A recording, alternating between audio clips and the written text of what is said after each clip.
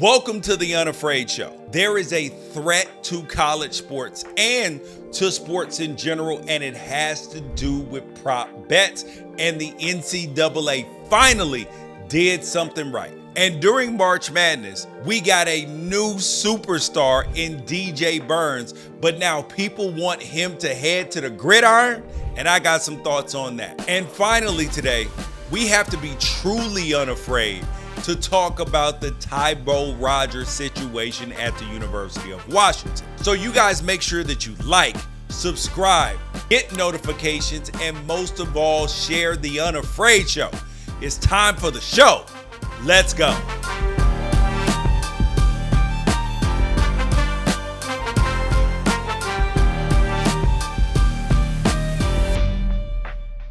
I am shocked, and this don't happen to me very often, but we have to take a moment to actually applaud the leadership of the NCAA and President Charlie Baker. Good job, buddy. You got something right. And no, I am not going crazy. I have not been kidnapped, and I have not sold out. Because you will not see me ignoring everything that I've said and done for the last couple of decades to start calling for the return of the administrative grift known as amateurism. But on this one issue, single issue, Charlie Baker and I see eye to eye. And what's that issue? It is prop bets. Charlie Baker wants to ban the ability to bet on individual college props, and I do too.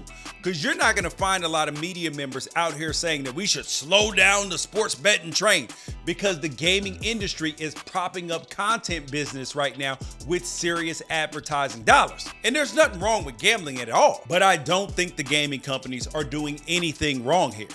And I have no problem with critiquing what should and what shouldn't be allowed, because that's a regulatory issue, not a gaming issue. Because these companies have actually been a stickler for the rules. Because when college and pro athletes get into trouble for betting on sports while underage or on a team facility grounds when they're in the pros, who do you think is turning them in?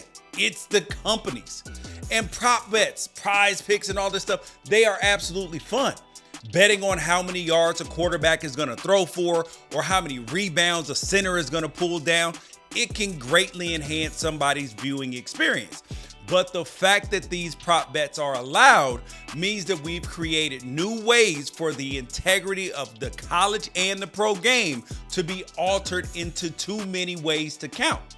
Look at what the NBA is dealing with right now. Adam Silver is currently investigating Toronto Raptors forward Jontay Porter for his alleged involvement in making sure his unders hit on prop bets in two separate occasions this basketball season. According to ESPN, on January 26th, when the Raptors took on the Los Angeles Clippers, Porter played just 4 minutes before leaving to a supposed re-aggravation of an eye injury that he sustained 2 days earlier. When Porter left that game, he had no points, 3 rebounds, 1 assist, and did not attempt a single three-pointer, which allowed the under to hit on all 4 of those categories. Now, the under on Porter's three-pointers was the biggest money winner for bettors on all NBA props that day through DraftKings Sportsbook. Are you kidding me? On Jontay Porter? That raises red flags. Then on March 20th, when the Raptors played against the Phoenix Suns, Porter played in just 3 minutes before he was ruled out due to an illness. He finished the game with no points, 2 rebounds, and 1 missed shot. The under hit once again on all of those categories. And his prop bets were again the top moneymaker from the night on the NBA games through the DraftKings Sportsbook per the report. So you mean to tell me you had Devin Booker, Kevin Durant, Bradley Beal potentially all playing in the game, and Dejounte Murray was the guy who made the most money? Come on, man. Raising red flags. And just recently, NBA Commissioner Adam Silver threatened Jontay Porter with potential lifetime ban, saying, "I have an enormous range of discipline available to me, but it's a cardinal sin. And what he's accused of in the NBA and the ultimate extreme option I have is to ban him from the game." Now, this is Jontay Porter. This isn't Kevin Durant. So somebody is going to be made an example of, and they're going to have no problem doing it to Jontay Porter. Now, if NBA players are unable to resist the temptation of faking an illness and injuries to make sure that the unders hit, and these are guys making real money, what kinds of temptations do you think are facing college kids that have never had more than a couple $1,000s in the bank? Because we've heard all the alleged stories about gamblers trying to fix games and the ones that actually happen. But imagine if you don't have to fix games anymore. What if you can just win prop bets? So the player can make sure he doesn't have to try to tank the game for his team. He's got to pass up a couple shots, let somebody get a couple rebounds here and there. That's a lot easier than trying to throw an entire game. Now, you have classmates that are hitting them up, family members, and anybody else. And I would not be shocked to find out a couple of assistant coaches or two that have been tempted to tell a player, yo, take it easy tonight, man, so that their parlay can hit. So you have Charlie Baker, NCAA president, out here saying the right thing. The NCAA is drawing the line on sports betting to protect student athletes and to protect the integrity of the game. But what drawing a line looks like is simply asking the states that allow legal sports gaming to join states like Ohio, Vermont, and Maryland in not allowing wagers to be placed on individual college props. And this isn't just a preemptive move, because you can guarantee that players all across the country have conspired with friends, classmates, and family members to try to hit their own overs. Forget the unders, the overs, because of course they're trying to go to the league. In fact, we know for sure that former LSU wide receiver Kayshon Boutte placed bets on LSU games while he was still on the team, including betting on himself against Florida State in their season opener in New Orleans in 2022. Now, betting your own overs can certainly alter the way a game is played, but nothing threatens the integrity of the sport more than the guaranteed money that you can collect for faking an injury or an illness to cash out on an under. And when you have star players ducking out and refusing to compete in order to cash a check, what is the point in even playing the games? And in the worst case scenario, you're making college kids a target for extortion or even worse, because the NCAA cannot have the safety of its athletes become an issue also some thug can cash out on an under. Because luckily, the fact that these are heavily monitored, heavily regulated gaming apps means that whoever perpetuates something that sinister would certainly get caught at some point in time, but not before the damage was done to an athlete's credibility, his eligibility, and maybe even his safety. So I, unbelievably, am with Charlie Baker and the NCAA on this one. For the integrity of the game and for the safety of the athletes, prop bets gotta go. And up next, we got to talk about a man who probably hit all of your prop bets if you were taking the over. We got a new superstar in college sports, and his name is DJ Burns, and he just became a household name, and I have one name for him, and that is Destroying. Yes, the famous YouTuber turned professional kicker in the XFL. We got to talk about North Carolina State's newly minted 6'9", 275-pound superstar, because he has captured America's hearts and minds, and he needs to capitalize on it instead of worrying about the NBA at this point in time. Now, before the Wolfpack lost to Purdue in the Final Four, he was asked about taking his big self to go play football on the gridiron, and Burns said, "I ain't playing no football." Look, I'm not here to try to convince DJ Burns to give up his hoop dreams. He's a good player, and he's an even better story.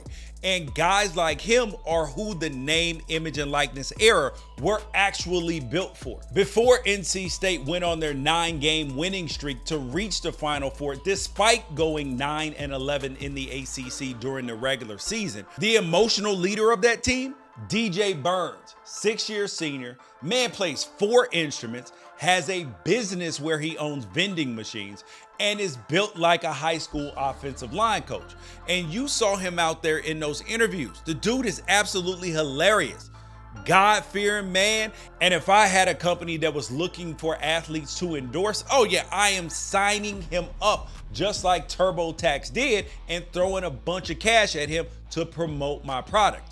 But I hate that he's not open to the idea of putting on a helmet and pads right now, because Burns should be open to absolutely anything and everything. Talk shows, football, WWE, because DJ Burns will never be more marketable or more relevant than he is right now. And basketball, honestly, it can wait, because I'm not trying to be a hater here, but it's not like he's going to be an NBA world beater. We've seen players like DJ Burns in the past, players like Danny Fortson and Gary Trent Sr. that were tweener power forwards with big frames as well. And that was actually in an era that was more conducive to their playing styles. Now, Fortson came out hot out of the gate, but he only started 27 games after he turned 25 years old. And Gary Trent averaged 9 and 6, and the dude was done playing at the age of 29. And if we're being honest, Fortson and Trent were leaps and bounds ahead of where DJ Burns is as a college basketball player, and it's why they both were lottery picks. Now, DJ Burns is going to be lucky to get a Summer League invite. And again, he's a fantastic player, but there are only so many spots in the NBA. He's 6 years out of high school, which means he's going to be judged as having reached his potential, and his tournament run was uncharacteristically hot. Don't believe me, huh? All 4 of Burns' 40-point games this season came after March.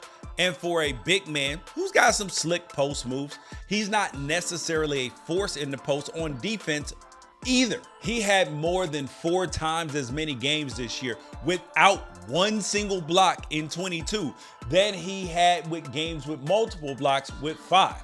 Plus, he's not a shooter. He only made 1 3-pointer all year. At this point, I know people are like, George, you're being a hater.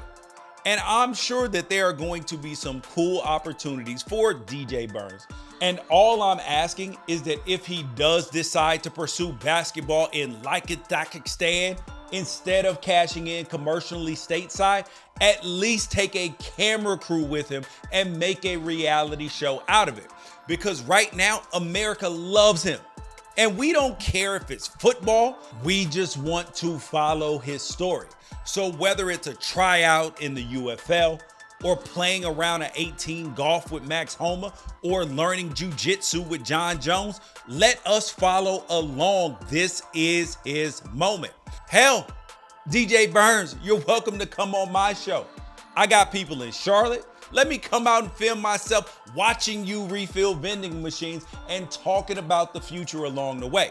And all I'm going to say is basketball is never going to love DJ Burns as much as DJ Burns loves basketball.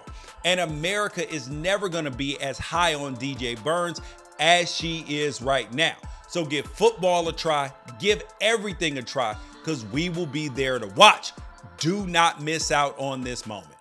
And up next, we got to get a little serious here on the Unafraid Show. Now we have to talk about something that 99% of college football and sports shows wouldn't touch with a 10-foot pole. But we are the Unafraid Show, so we gonna talk about it. This is a topic about tough decisions, about decisions that schools, leagues, organizations, and teams have to face nowadays.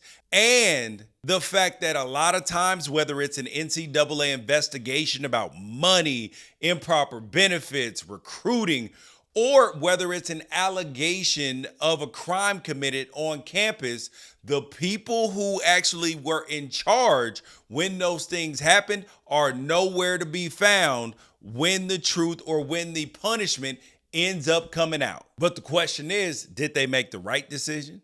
Did they make the wrong decision? And how do you determine that decision? Which you guys can leave in the comments your thoughts. Whether it is the NCAA investigating improper benefits, figuring out who to punish, an ineligible player, or there being an accusation against a player about a crime, the NCAA is a lot of times slow to justice. Now, in this case, we're going to talk about Tybo Rodgers, who was recently arrested after multiple allegations of sexual assault were reported by University of Washington students. From everything that has come out so far, the accusation was known to the University of Washington during last season's national championship run. Rodgers had sat out the Pac-12 championship game for disciplinary reasons, but was allowed to play in both games of the college football playoff. The point in this conversation is not to pin the blame on last year's head coach Kalen DeBoer, who is in Tuscaloosa coaching Alabama right now, or last year's offensive coordinator Ryan Grubb, who is with the Seattle Seahawks, or last year's athletic director Troy Dannon, who was 2 weeks onto the job when the first alleged assault occurred, and he has already left for Lincoln, Nebraska to be their new athletic director. So all we have in the form of a public comment on Tybo Rodgers comes from the Washington head coach himself now, Jedd Fisch, who was in Arizona when all of this allegedly happened. Who gets to say, all that happened before I got here. I'm just trying to figure it out. So nobody gets any answers. And without answers, what is there to learn? Now, I'm not convicting Tybo Rodgers of anything. I understand that false allegations get made.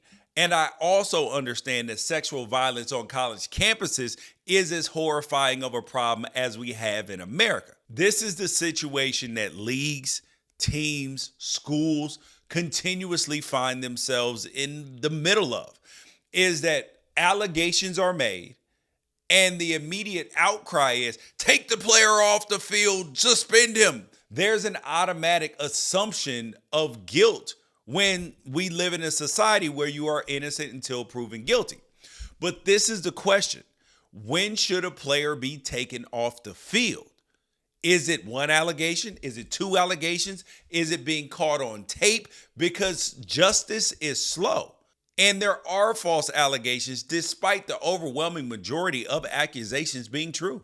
But the issue is that players, man, woman, they have such a finite amount of time for their eligibility to be able to play that a false allegation like the case of Brian Banks, who spent time in jail, derailed his entire career. Or look at the case of Matt Ariza, the punter who got cut by the Buffalo Bills for a false allegation. This is where it's tough. Now, you could take a player off the field for any allegation that comes out, but then you're then putting the power into people who can weaponize, who won't be the majority, who could weaponize, though, an allegation for whatever reason that they wanted to. So these teams, schools, leagues are in a tough spot in what to do because the public relations matter of it, people are going to say, well, how can you leave somebody on the field that was accused of this? They were accused, they weren't convicted. But let's get back to the Tybo situation, because the matter of the fact is that he did miss a game, and it was likely that his absence was directly related to the fact that his accuser made her accusation public on social media after going to the police. And at the time, offensive coordinator Ryan Grubb told Sports Illustrated that Tybo Rodgers was, quote, working through some things, some challenges that he had off the field. So then why let him play weeks later? Had anything changed? Had new information come out? What conversations were had? And who greenlit his playing time? What was done to ensure the safety of his accusers? What was done to ensure that he was protected if it was a false allegation? And why did it take over 4 months to secure an arrest when by November 28th of last year, 2023, 2 separate assaults had been reported directly to the police? Now, the first report was in October. What happened between then and now to suddenly make this accusation deserving of putting Tybo Rodgers in custody? Now, it's a shame that no one is going to have to answer those questions. And shame on any fan that would want to just put blinders on and not have the media pursuing the answers to those questions over fear that it might hurt the team's reputation. Some things are bigger than sports. Some things are bigger than a paycheck, like the safety of the students your program's athletes represent. And when that safety is put in jeopardy, as a coach or administrator, you should have to answer for why you made the decision that you did. So now at the University of Washington, not saying anything that the people did was right or wrong. This is not a judgment or a condemnation of the people at Washington or the people that were at Washington and now have gone. This is just the point of look who is left to clean these things up. You have a coach who's got to make decisions about things that didn't even happen while he was there. A new athletic director. The whole coaching staff has gone. And whether it is NCAA violations, recruiting violations, whatever it is, somebody else gets left answering all the questions. Because the people who should have to answer the questions are Kalen DeBoer, who's now at Alabama, Troy Dannon, who's now at Nebraska, even the offensive coordinator who commented about it, Ryan Grubb, because he's in the NFL now. And I do understand that they're in a can't-win position, and people are going to be mad regardless of what anybody has to say about why Tybo Rodgers did and didn't play toward the end of the year. But that doesn't mean that anybody should be shielded from being open about their decision-making process. Because the problem is how to make these decisions about when somebody comes off the field or doesn't come off the field, because these are very, very tough decisions. These are decisions that impact people's lives. Is it better to let the player play until the legal process plays out, until there's an arrest or anything like that? Or is it better to take them off the field and potentially ruin their future, which you may find out later is a false allegation, or if it's true? You guys can leave a comment. Tell me what you think. When should a player be taken off the field for an accusation? And that's the Unafraid Show. You guys, thank you for joining me. Make sure that you like, subscribe, get notifications, and most importantly, share with a friend, because the show will continue to grow. And make sure that you guys come back for Unafraid Show daily after the biggest events and weekdays here on the Unafraid Show, because we gonna talk about it. Peace out. Catch you guys next week.